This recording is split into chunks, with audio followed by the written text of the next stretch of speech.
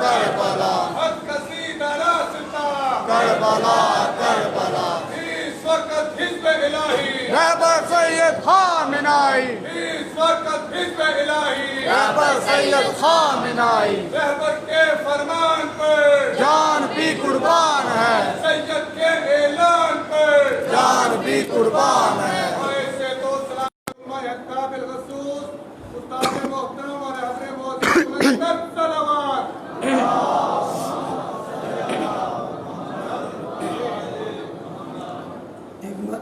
ایک مرتبہ پھر درود پڑھے محمد وآل محمد کی ذات پر۔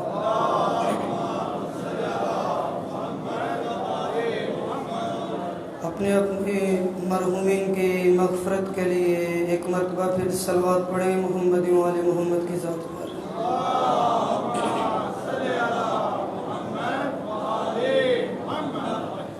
اعوذ باللہ السمیع العلیم من الشیطان الرجیم بسم اللہ الرحمن الرحیم الحمد للہ رب العالمین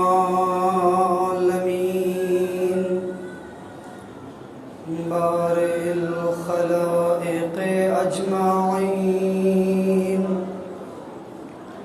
والصلاة والسلام على سيدنا ونبينا وحبيب قلوبنا وطبيب نفوسنا وشفيع ذنوبنا مولانا ومولى الثقلين أبي القاسم محمد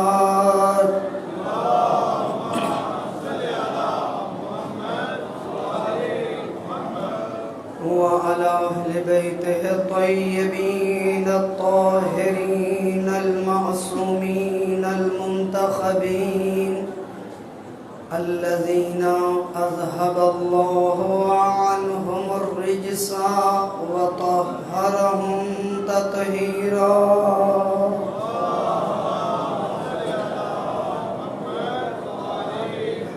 سيما بقية الله روحي وأرواح العالمين مقدمه الفداء واللعنة على أعدائهم أجمعين أما بعد قال الله تبارك وتعالى في كتابه الأعلى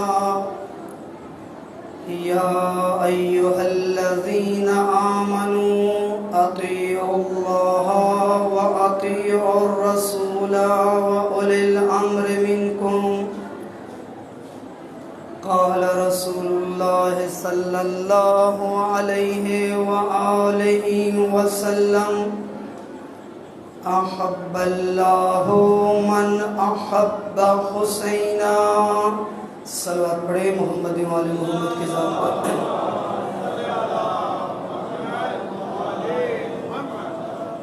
دعا ہے پروردگار عالم اس مقدس مقام پر مومنین کرام کا آنا اپنی بارگاہ میں عبادت شمار فرمائے۔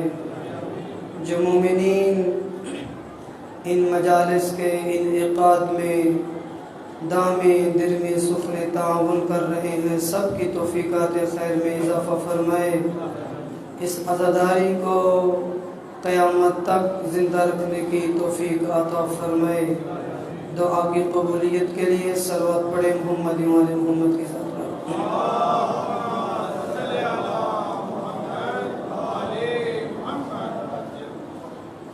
آپ کی خدمت میں جو مطلب پیش کرنے کی کوشش کر رہے تھے کہ اللہ کے ساتھ ہمارا رابطہ ولایت کا رابطہ ہے۔ توجہ کیجیے گا،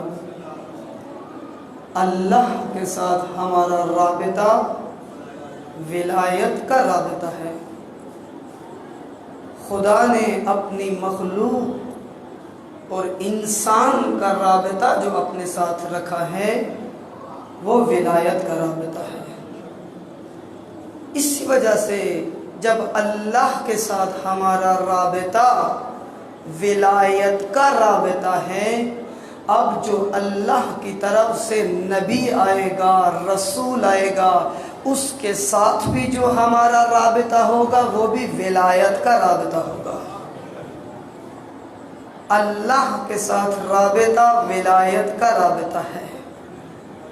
اللہ کے نبی جو آ رہے ہیں، حضرت آدم سے لے کر پیغمبر خاتم تک، سید الانبیاء تک جتنے بھی انبیاء اور رسل آئے ہیں، ایک ہی رابطہ ان کی امتوں کے ساتھ تھا، اور اس رابطے کو رابطہ ولایت کہا جاتا ہے۔ یعنی کیا رابطہ ولایت تھا؟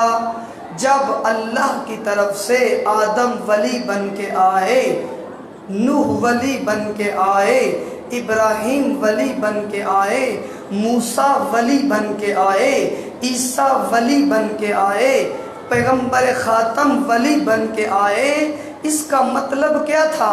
جب اللہ نے اپنی ولایت عطا کی ہے اپنے اس نبی کو اور اپنے اس رسول کو، تو جس طرح اللہ کے سامنے میرا کوئی اختیار نہیں ہے، اللہ کے نبی اور اس کے رسول کے سامنے بھی میرا کوئی اختیار نہیں ہوگا۔ جیسے اللہ کے سامنے میرا اختیار نہیں، میرا ارادہ نہیں، میں اپنی منمانی نہیں کر سکتا، میں اپنی مرضی نہیں کر سکتا، یہ نہیں کر سکتا کہ خدا کہہ رہا ہے کہ تم صبح اٹھ کے 2 رکعت نماز پڑھو، میں کہوں گا خدایا صبح اٹھنا مشکل ہے، میں 10 بجے اٹھ کے پڑھ لوں گا، میں 11 بجے اٹھ کے پڑھ لوں گا، ساری رات کو باتیں کرتا رہا، محفل میں بیٹھا رہا، مصروف رہا، صبح اٹھ نہیں سکا، 10 بجے اٹھ کے پڑھ لوں گا۔ خدا کیا کہے گا؟ اگر میری ربوبیت میں آنا چاہتے ہو، اگر میری ولایت میں آنا چاہتے ہو، اگر میرا بندہ بننا چاہتے ہو، اگر مجھے اپنا خالق مانتے ہو، اگر مجھے اپنا رب تسلیم کرتے ہو، اگر پروردگار مجھے مانتے ہو، تو پھر خدا کو رب ماننے، اسے پروردگار ماننے کا مطلب ہی یہی ہے، اس کو ولی ماننے کا مطلب ہی یہی ہے۔ خدا کیا کہے گا؟ جیسے میں کہتا ہوں ویسے ہی کرتے جاؤ، جیسے میں کہتا ہوں تمہیں ویسے کرنا پڑے گا۔ عرض کیا تھا نا، اگر آپ کو یاد ہو، جہاں پر ولایت ہے وہاں 3 چیزیں ہیں، خالقیت ہے، مالکیت ہے اور ربوبیت ہے۔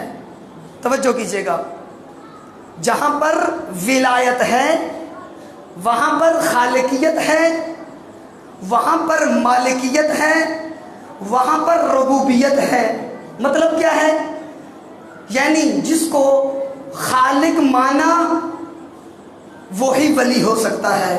توجہ کیجئے گا، اس لیے میں نے پہلے ایک جملہ کہا تھا کہ جہاں پر یہ 3 صفات اکٹھی ہوں فقط وہی ولی ہو سکتا ہے۔ اگر کسی کے ساتھ رشتہ ولایت قائم ہو سکتا ہے تو وہ وہی ذات ہے جس کے ساتھ میرا رابطہ خالقیت کا رابطہ ہے، مالکیت کا رابطہ ہے، ربوبیت کا رابطہ ہے۔ یعنی کیا؟ یعنی وہی میرا ولی ہوگا جو میرا خالق ہے، میرا مالک ہے، میرا رب ہے، وہی میرا ولی ہو سکتا ہے۔ اس کے سوا کوئی بھی ولی نہیں، اس کے سوا کسی کی ولایت نہیں۔ اسی لیے کہا جاتا ہے اس کائنات کے اندر کہ اگر کسی کی ولایت ہے تو وہ ایک ہی ذات ہے جسے پروردگار کہا جاتا ہے۔ وہ ایک ہی ذات ہے جس کے قبضہ قدرت میں یہ پوری کائنات ہے، جس کے قبضہ قدرت میں انسان کی پوری زندگی ہے، جس کے دست قدرت میں میری زندگی کا نظام ہے، جس کے اختیار میں میری سانسیں ہیں، اگر وہ چاہے تو میں سانس لے سکتا ہوں، اگر وہ چاہے تو میں سو سکتا ہوں، اگر وہ چاہے تو میں سویا ہوا اٹھ سکتا ہوں، اگر وہ نہ چاہے میں جتنا بھی صاحب ثروت کیوں نہ ہوں۔ اپنے دنیا میں دیکھا ہوگا بہت سے صاحب ثروت انسان، مال و دولت رکھنے والے انسان، زمینیں رکھنے والے انسان، قدرت رکھنے والے انسان، حاکم، حکومتیں رکھنے والے، لیکن ایک سیکنڈ کی نیند بھی ان کو نصیب نہیں، اپنی مرضی سے سو بھی نہیں سکتے۔ اگر آج میں سوتا ہوں تو یہ بھی اسی کی عنایت ہے، اور اگر سونے کے بعد یہ آنکھ کھل جاتی ہے تو یہ بھی اسی کی عطا ہے۔ اگر وہ چاہے تو میں سو جاؤں، اور اگر وہ چاہے تو میں جاگ جاؤں۔ جب میں دیکھ رہا ہوں اپنی زندگی میں یہ سب کچھ کہ میرا سونا بھی اسی کے اختیار میں، میرا اٹھنا بھی اسی کے اختیار میں، تو پھر میں کیوں یہ کام نہیں کرتا؟ جب میرا سونا اسی کے اختیار میں، اٹھنا اسی کے اختیار میں، تو اس وقت کیوں نہیں اٹھتا جب وہ چاہتا ہے؟ اس وقت کیوں نہیں اٹھ جاتا جب وہ چاہتا ہے، جب اس کا ارادہ ہے؟ وہ چاہتا ہے کہ صبح اٹھ کے 2 رکعت نماز میری بارگاہ میں ادا کر دے۔ اگر میں نہ چاہتا تو اٹھ ہی نہیں سکتا تھا۔ اب جب اٹھ گیا ہے تو کیوں نہ اس اٹھنے کا شکر میری بارگاہ میں ادا کر دے۔ ولایت فقط ایک ہی ذات کی ہے، وہ اللہ کی ذات ہے۔ اس کے سوا اس کائنات میں کسی کی ولایت نہیں، کسی کے اختیار میں میری زندگی نہیں ہے۔ یہ اور بات ہے کہ خدا نے مجھے زندگی میں آزادی دی ہے، مجھے اختیار دیا ہے، اے انسان جا اپنی مرضی سے ایک مختصر وقت کے لیے زندگی گزار لے، لیکن یہ تجھے اختیار دینا اس بات کی دلیل نہیں کہ اس اختیار کے بعد تو جو کچھ کرتا رہے کوئی پوچھنے والا نہیں۔ نہ، تجھے اختیار دے رہا ہوں، انا ہدیناہ السبیل اما شاکرا و اما کفورا۔ اے انسان، تجھے خلق کرنے کے بعد، تجھے خوبصورت وجود عطا کرنے کے بعد، تجھے خوبصورت چہرہ دینے کے بعد، تجھے زندگی دینے کے بعد، تجھے زندگی کی ہر طرح کی نعمت دینے کے بعد، اے انسان تو جو چاہتا تھا، جو کچھ تیری ضرورت تھی، مانگے بغیر میں نے تجھ کو عطا کر دیا۔ جو کچھ تیری ضرورت تھی، تو نے مجھ سے آنکھیں مانگی تھیں، میں نے عطا کر دی۔ تو نے مجھ سے خوبصورت چہرہ مانگا تھا، میں نے عطا کر دیا۔ تو نے یہ جسم اس حالت میں مانگا تھا، میں نے عطا کر دیا۔ اس طرح اپنے دنیا میں آنے سے پہلے تو نے رزق مانگا تھا؟ نہ، مانگا نہیں تھا، آنے سے پہلے ہی میں نے اس کا اہتمام کر دیا کہ اے انسان، تاکہ تو اس جب دنیا میں جائے تو تجھے کسی چیز کی محتاجی نہ کرنا پڑے، تو کسی کا محتاج نہ بنے۔ دنیا کے اعتبار سے سب کچھ دے رہا ہوں، اور تجھے ساتھ دین کے راستے پر چلنے کے لیے اختیار دے رہا ہوں۔ دنیا کی ساری نعمتیں تجھے عطا کر دی۔ اے انسان آ جا، انا ہدیناہ السبیل اما شاکرا و اما کفورا۔ ایک طرف میری ہدایت کا راستہ ہے، ایک طرف شیطان کا راستہ ہے، ایک طرف جنت کا راستہ ہے، ایک طرف جہنم کی آگ جل رہی ہے، ایک طرف یزیدیت کا راستہ ہے، ایک طرف حسینیت کا راستہ ہے۔ ہاں، اب راستہ بتانا میرا کام تھا، اپنے نمائندے کو بھیجنا میرا کام تھا، اپنی طرف سے ہادی کو بھیجنا میرا کام تھا۔ ہاں، قرآن کے اندر اس آیت کو ایک بورڈ کی صورت میں، ایک پہچان کی صورت میں میں لکھ رہا ہوں۔ پوری زندگی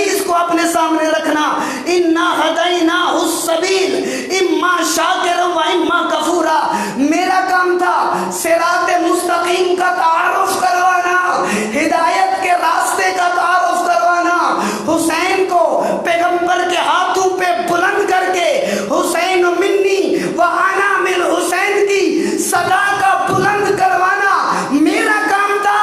اب حسین کے راستے پر چل کر نجات پانا تیرا کام ہے۔ نعرہ تکبیر، نعرہ رسالت، نعرہ حیدری، اور محمد و اہل بیت محمد بلند صلوات۔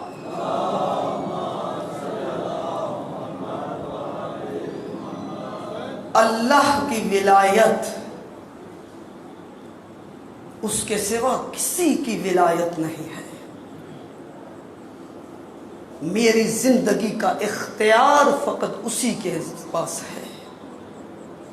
اب وہ جسے چاہے اپنی ولایت عطا کر دے، کوئی اس کے مقابلے میں نہیں آ سکتا، کوئی اس کے مقابلے میں کھڑا نہیں ہو سکتا۔ اگر وہ خالق ہے تو کوئی خالق نہیں بن سکتا، اگر کوئی وہ رازق ہے تو کوئی رازق نہیں بن سکتا، اگر وہ رب ہے تو کوئی رب نہیں بن سکتا، اگر وہ ولی ہے تو کوئی ولی نہیں بن سکتا۔ ہاں وہ کہتا ہے میں تمہارا ولی ہوں، میرے اختیار میں تمہاری زندگی ہے، ہاں اسی وقت میری ولایت کا حق ادا ہوگا جیسے میں خود ولی ہوں، تم میرے سامنے اپنے آپ کو بے اختیار سمجھتے ہو، اسی طرح جس کو اپنی طرف سے ولی بنا کے بھیج رہا ہوں، جیسے میرے مقابلے میں تمہارا اختیار نہیں، اس طریقے سے جو میری طرف سے ولی بن کے آئے گا اس کے سامنے بھی اب تمہاری مرضی نہیں، اب تمہارا اختیار نہیں، اب تمہارا ارادہ نہیں، ہاں جس طریقے سے میرا رسول کہتا جاتا ہے اس راستے پہ چلتے جاؤ۔ یہ ولایت پیغمبر کا نتیجہ ہے۔ انما ولیکم اللہ ورسولہ، اللہ تمہارا ولی ہے، سب سے پہلے اللہ تمہارا ولی۔ ایک نتیجے تک پہنچنا چاہتا ہوں۔ اس کے بعد کہا اپنی طرف سے اپنے نبی کو، اپنے رسول کو ولی بنا کے بھیج رہا ہوں، لیکن کہا یہاں رکنا نہیں۔ کیوں؟ اس لیے اگر سید الانبیاء تک انسانوں کا سلسلہ ختم ہو جاتا پھر آگے ولایت کی ضرورت ہی نہیں تھی، اس کے بعد ہدایت کی ضرورت ہی نہیں تھی۔ غدیر میں امیر المومنین کی ولایت کا اعلان کرنے کی ضرورت نہیں تھی۔ کیوں اس کے بعد اس ولایت کے سلسلے کو آگے بڑھایا؟ اس لیے کہ قیامت تک انسانوں کو زندہ رہنا ہے، اور جب تک انسان زندہ ہیں ان کو ہدایت کی بھی ضرورت ہے، اور جب تک ان کو ہدایت کی ضرورت ہے ان اللہ کا دین ان کے درمیان موجود رہے گا۔ اب جس کو میں اپنے دین کا محافظ اور نگہبان بنا رہا ہوں وہ میرا نبی ہے اور میرا رسول ہے۔ جب اس نبی اور رسول کے بعد اللہ کی مخلوق باقی، اللہ کا دین باقی، جب دین نے بھی رہنا ہے اللہ کی مخلوق نے بھی رہنا ہے۔ اب جب پیغمبر درمیان سے ہٹ رہے ہیں، اس دنیا سے جا رہے ہیں، جب تک خود موجود تھے اللہ کے دین کے محافظ بھی تھے، نگہبان بھی تھے، سرپرست بھی تھے، حاکم بھی تھے، اپنے اختیار سے جو اللہ کی طرف سے ملا تھا اس امت کی سرپرستی بھی کر رہے تھے، اس دین کی حفاظت بھی کر رہے تھے۔ اب جب اس دنیا سے جانے لگے تو کیونکہ دین بھی باقی ہے، انسان بھی باقی ہے، جس طرح اللہ نے پیغمبر کو ولی بنا کے بھیجا تھا، اپنی ولایت پیغمبر کو عطا کی تھی، اب اسی وقت اللہ کا دین باقی رہ سکتا ہے اور اللہ کی مخلوق ہدایت پا سکتی ہے کہ جب پیغمبر کے بعد اس ولایت کا سلسلہ بھی باقی رہے، اس ولایت کا سلسلہ بھی باقی رہے۔ میں آسان کرتا ہوں، شاید بات مشکل ہو گئی ہو، سمجھانا مشکل ہو گیا ہو۔ امام ہشتم علی ابن موسیٰ الرضا علیہ السلام، درود پڑھے۔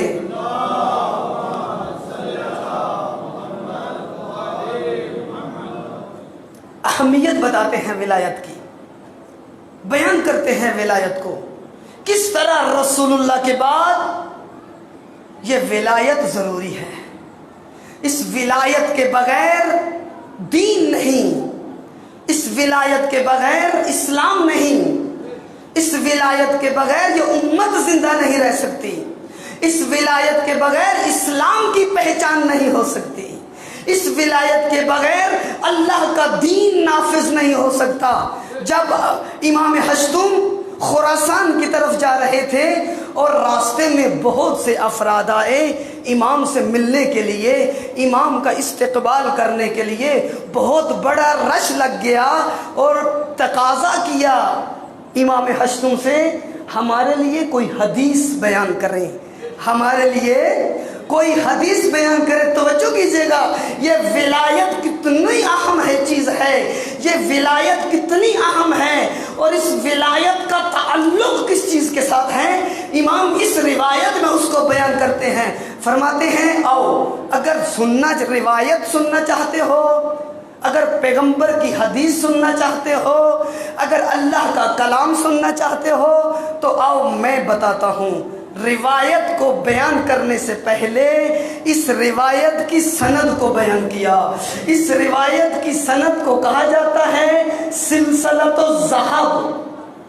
سلسلۃ الذہب، سلسلۃ الذہب کا معنی کیا ہے؟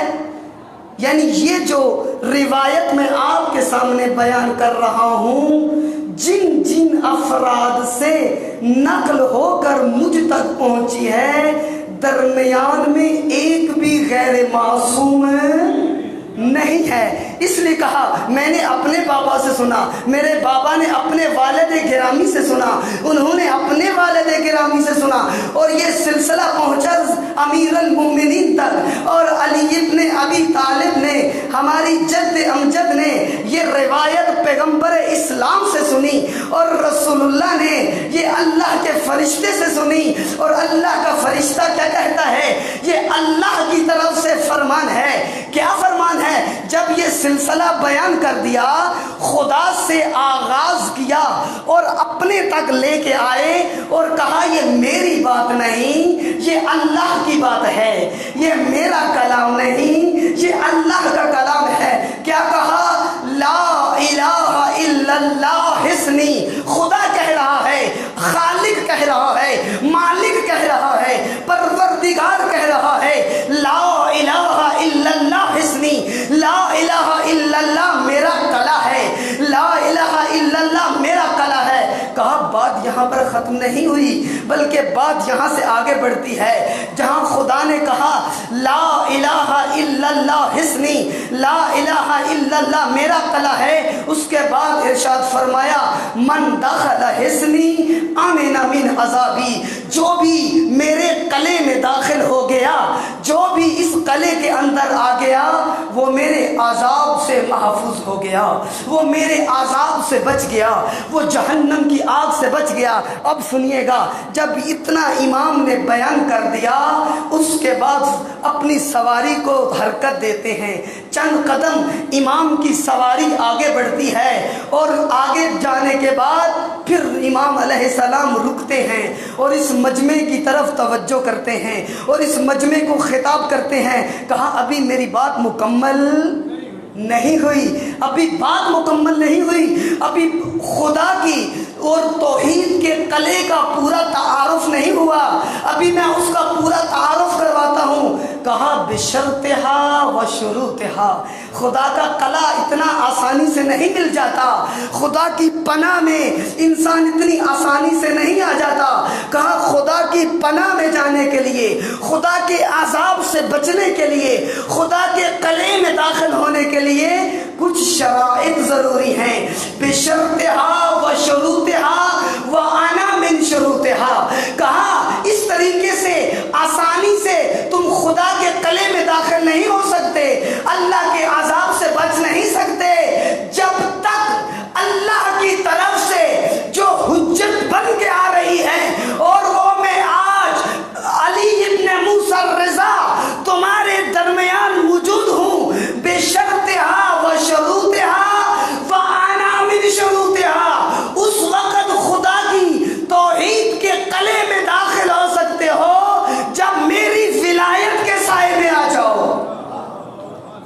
نعرہ تکبیر، نعرہ رسالت، نعرہ حیدری، رئیس صحت و سلامتی و محق کا بلند تر صلوات۔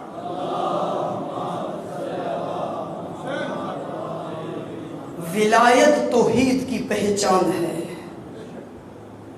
ولایت بنیاد ہے دین کی، ولایت اساس ہے دین کی، ولایت ہے جس پر دین کی عمارت کھڑی ہے، ولایت ہے جس کی وجہ سے آج خدا کا نام زندہ ہے، یہ ولایت ہے جس کی وجہ سے آج اللہ کا دین زندہ ہے۔ اگر یہ ولایت نہ ہوتی کچھ بھی باقی نہ رہتا۔ اساس ہے، اصل اسلام میں نامی اسلام کی اگر کوئی بنیاد ہے اسے ولایت کہا جاتا ہے۔ اسی ولایت کو بچانے کے لیے حسین کربلا میں آئے تھے، اسی ولایت کو بچانے کے لیے، اسی ولایت کو زندہ کرنے کے لیے۔ لوگ درے ولایت سے دور ہو چکے تھے، راہ ولایت کو چھوڑ چکے تھے، راہ ولایت کو چھوڑ کر بہت دور جا چکے تھے۔ کوئی راہ رسول اللہ کا نام لینے والا نہیں تھا۔ اس وقت حسین مدینہ سے نکلتے ہیں، اس ولایت و امامت کو بچانے کے لیے سب کچھ قربان کر دیا۔ آج چاہتا ہوں چند جملے کربلا کے اس شہید کے آپ کو سناؤں جس کے سہارے علی کی بیٹی کربلا میں آئی تھی، جس کے سہارے علی کی بیٹی کربلا میں آئی تھی۔ جب تک عباس زندہ تھے نہ سکینہ کو پیاس کی فکر تھی، نہ زینب کو اپنی چادر کا خوف تھا۔ جب تک عباس زندہ تھے، اجرکم علی اللہ، رونے گراتے ہیں، گریے گراتے ہیں۔ مادر حسین کو پرسہ دینے گراتے ہیں۔ 10 محرم کا دن حسین کا کوئی بھی نہ بچا، حسین کا باغ اجڑ گیا، گلستان زہرا اجڑ گیا۔ ایک مرتبہ عباس نے دائیں دیکھا، بائیں دیکھا، کوئی بھی نظر نہ آیا۔ پہلے جب عباس موجود ہوتے، کسی طرف علی اکبر، حضرت قاسم، آج کوئی بھی نہیں رہا۔ ایک مرتبہ اپنے امام کی غربت پہ نگاہ کی، زہرا کا بیٹا آج تنہا ہے اور عباس تو زندہ ہے۔ آتے ہیں اپنے مولا کی خدمت میں، مولا اب اس سے زیادہ میں بچوں کی پیاس نہیں دیکھ سکتا، اس سے زیادہ میں آپ کی تنہائی کو نہیں دیکھ سکتا، مجھے بھی میدان میں جانے کی اجازت دے دیجیے۔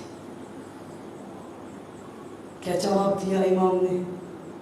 عباس میں آپ کو روکتا نہیں ہوں، لیکن ایک کام کرو، پہلے بچوں کے لیے پانی کا انتظام کر دو، پھر بے شک میدان میں چلے جانا۔ روکتا نہیں آپ کو، بے شک میدان میں چلے جانا، لیکن پہلے بچوں کے لیے پانی کا انتظام کرو۔ اے حسین کے غم میں رونے والوں، اے حسین کے بچوں کی پیاس کو رونے والوں، حضرت عباس چلتے چلتے اس خیمے کی طرف آئے جہاں پر مشکیزیں پڑے ہوئے تھے، خشک مشکیزیں جس خیمے میں موجود تھے۔ حضرت عباس اس خیمے میں داخل ہوتے ہیں، ایک عجیب منظر دیکھا۔ حضرت عباس نے تڑپتے ہوئے خیمے سے باہر نکل آئے۔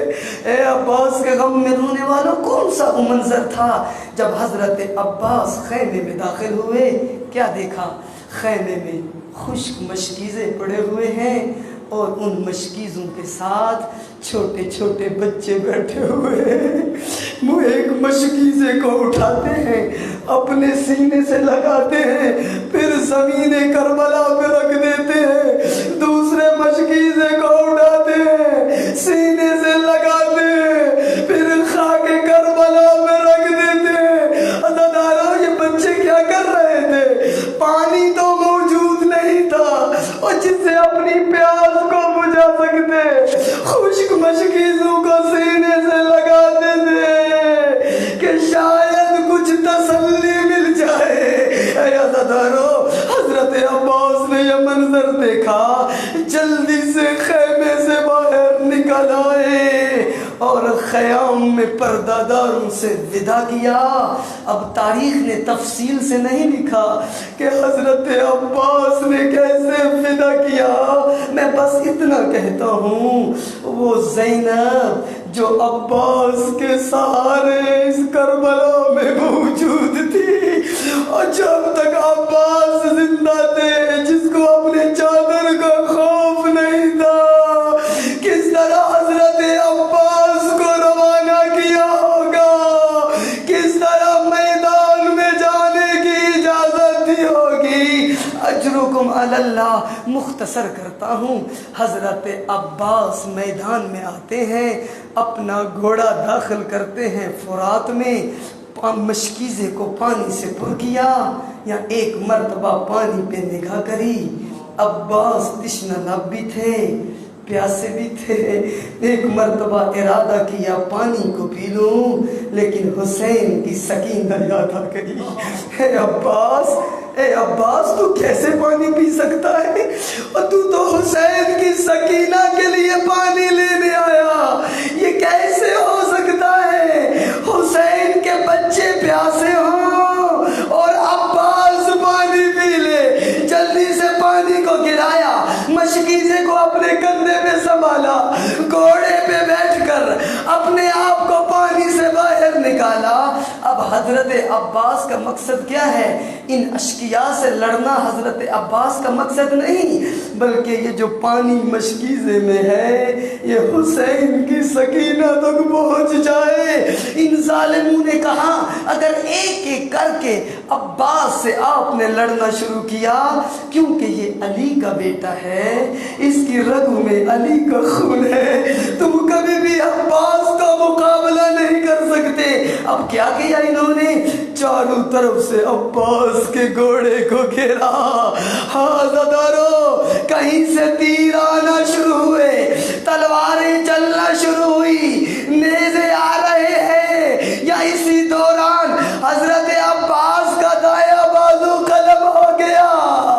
بازو کی فکر نہیں کی، مشکیزہ دوسرے بازو پہ لیا، بازو کٹتا ہے تو کٹ جائے، سکینہ تک پانی پہنچ جائے۔ ہاں، تھوڑی دیر گزرنے کے بعد دوسرا بازو قلم ہوا، جلدی سے مشکیزے کے تسمے کو اپنے منہ میں لیا۔ اب کیا کیا حضرت عباس نے؟ ایک مرتبہ اپنے آپ کو مشکیزے پہ گرا دیا اور گھوڑے کی گردن سے لپٹ کے، ہاں عباس، یہ جان جاتی ہے تو چل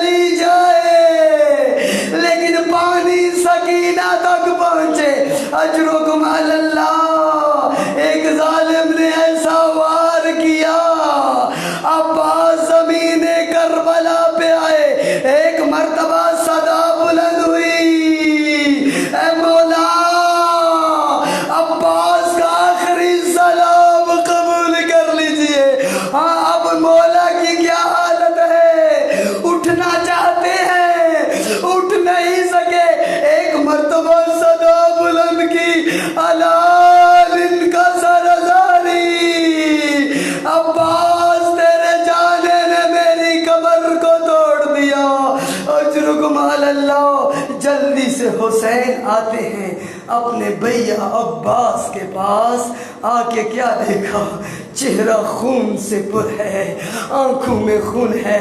اپنے بھیا کے سر کو اٹھایا، اپنے زانو پہ رکھا، بھیا کے چہرے سے خون کو صاف کرنا شروع کیا، آنکھوں سے خون صاف کیا۔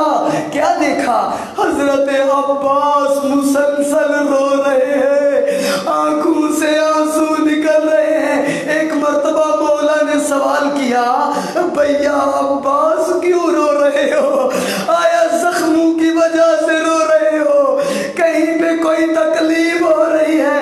اے غم حسین میں رونے والوں، حضرت عباس نے ایک عجیب جملہ کہا مولا میں اپنے دکھوں کو نہیں رو رہا، میں اپنے دردوں کو نہیں رو رہا، اور مجھے آپ کی غربت رلا رہی ہے۔ وہ کیا منظر تھا؟